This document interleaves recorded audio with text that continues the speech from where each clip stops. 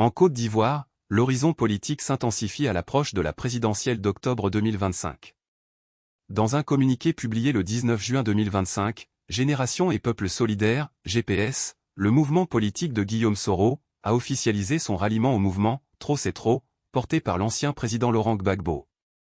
Cette initiative, née en réaction aux exclusions répétées de figures majeures de l'opposition du processus électoral, marque un tournant décisif dans la dynamique politique ivoirienne. Le contexte est tendu. Plusieurs leaders de l'opposition, dont Laurent Gbagbo, Guillaume Soro, Charles Blé Goudé et Tidjane Thiam, ont été déclarés inéligibles pour des motifs jugés arbitraires par leurs partisans. Ces exclusions, perçues comme des manœuvres pour « verrouiller » l'élection, ont galvanisé l'opposition.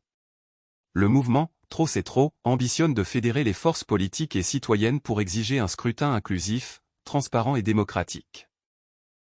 GPS, par la voix de son cadre restreint, s'engage pleinement dans cette lutte, affirmant vouloir « ramener la Côte d'Ivoire aux valeurs fondamentales d'un État de droit, de souveraineté et de liberté ». Le 19 juin 2025, une double cérémonie à Abidjan a scellé cette alliance.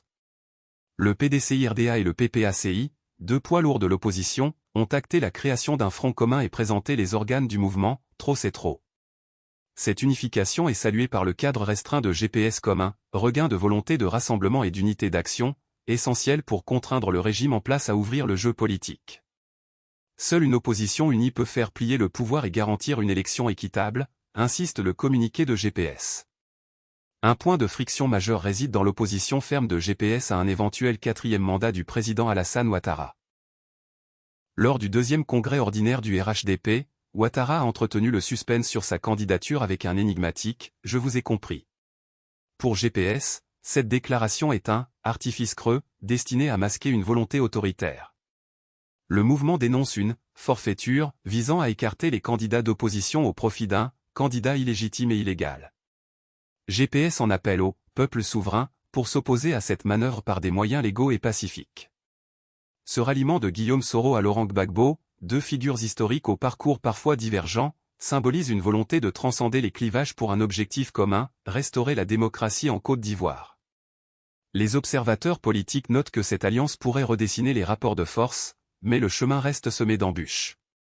Le régime en place, fort de ses institutions, ne montre aucun signe d'assouplissement, et les tensions pourraient s'exacerber à mesure que l'élection approche. Le mouvement « Trop c'est trop » se positionne comme un catalyseur de mobilisation citoyenne.